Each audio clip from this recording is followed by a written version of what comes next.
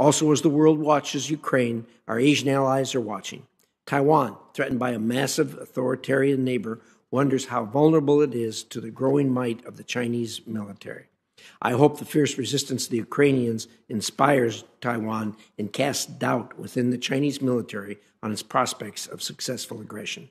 To ensure the Chinese Communist Party knows it cannot succeed, we should be doing now for Taiwan what we should have done years ago for Ukraine. We should support investment in Taiwan's defense and help reform its planning and organization, which are needed.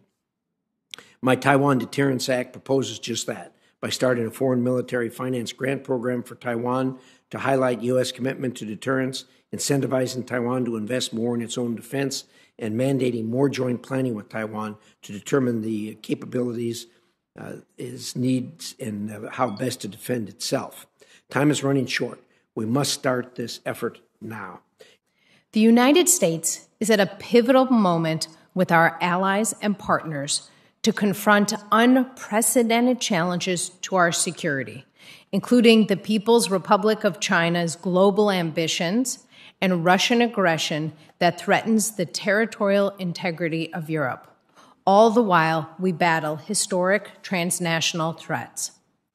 I've seen reports in the press that Putin's invasion of Ukraine has prompted a further delay in internal assessment of the much-anticipated national security strategy and national defense strategy.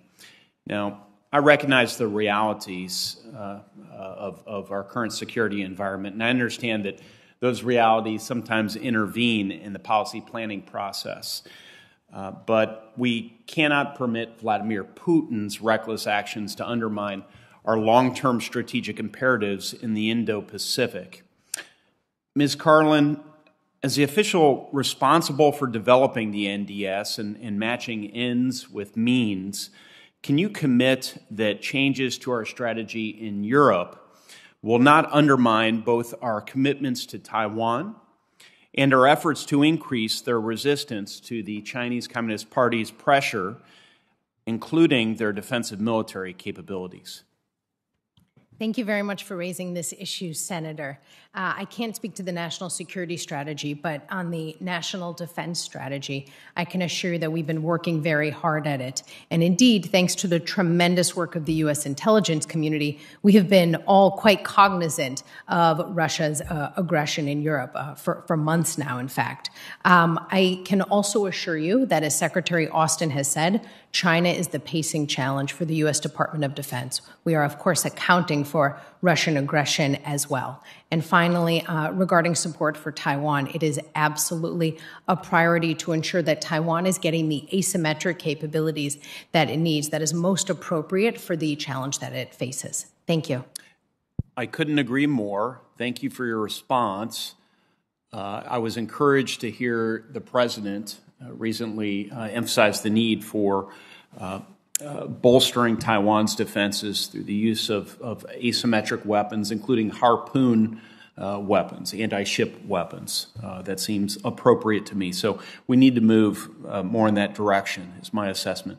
As a further means of follow-up, we're a decade removed from the so-called pivot to Asia.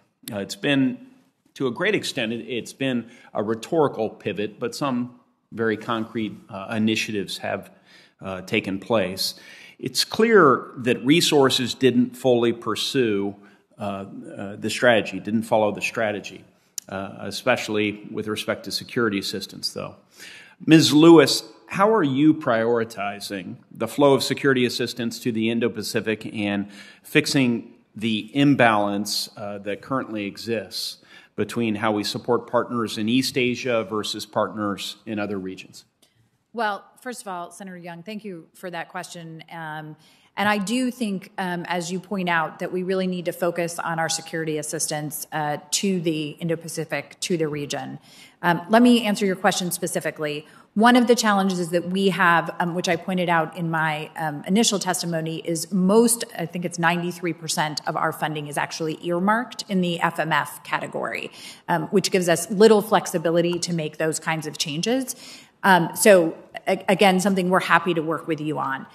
What I would say is I look at this from, I want to highlight three different ways to look at this. One is Taiwan specifically.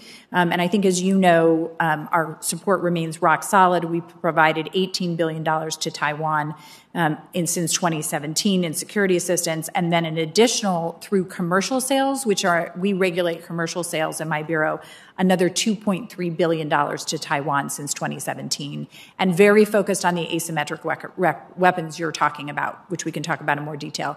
But I think we both have to focus on the Indo-Pacific, and the whole region, developing additional partnerships with Japan, who are purchased the F-35, the Philippines, Vietnam, also AUKUS. And then the last piece, which I would be remiss in not mentioning, is I actually think as we look at China as the pacing challenge, we also need to look at countries in Africa and in Latin America to deepen and strengthen our security relationships there, because China is focused on those regions as well. Finally, my understanding from the testimony I heard here today, partly in response to answers, is that the United States and Taiwan, the United States believes that Taiwan should be focused on acquiring more asymmetric military capabilities to offset Chinese military superiority should it invade, rather than acquiring more conventional military weapons systems. Is that a correct statement?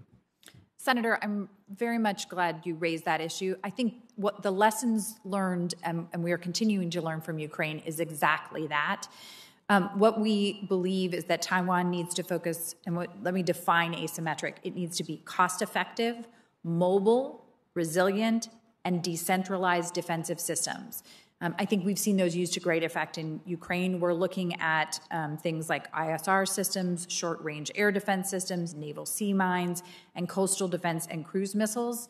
The other piece I would add to that is what we call reserve reform, which really what we've seen in Ukraine is the population has to be ready to fight. Obviously, we don't want there to be a conflict in Taiwan, but what they are doing is taking steps to address this issue. They've just created the establishment of an all-out defense mobilization organization, and they are working with our National Guard as they develop this program. So does the United States and Taiwan have a shared understanding and operational definition for asymmetric? We are working on that with them today. I think we have a much deeper understanding of that right now. Well, that's critical if we're going to have a combined understanding of what asymmetric means. Doctor, what was the last time the Department of Defense and the Taiwan MND undertook a joint assessment of its needs? Mr. Chairman, I can't give you the exact date, but I can assure you there are very regular consultations on this exact topic so that we can help them ensure that they are most appropriately building a military tailored to the threat that we all see. And as Assistant Secretary Lewis said, I think the situation we're seeing in Ukraine right now is a very worthwhile case study for them about why Taiwan needs to do all it can to build asymmetric capabilities to get its population ready so that it can be as prickly as possible should China choose to violate its sovereignty. Do you know whether any such meetings have taken place this year? Mr. Chairman, I can't speak to that. Would you respond to that for the record for me? I would be glad to. It's another part of our department, but I would be glad to get you that exact answer after this hearing. Thank you.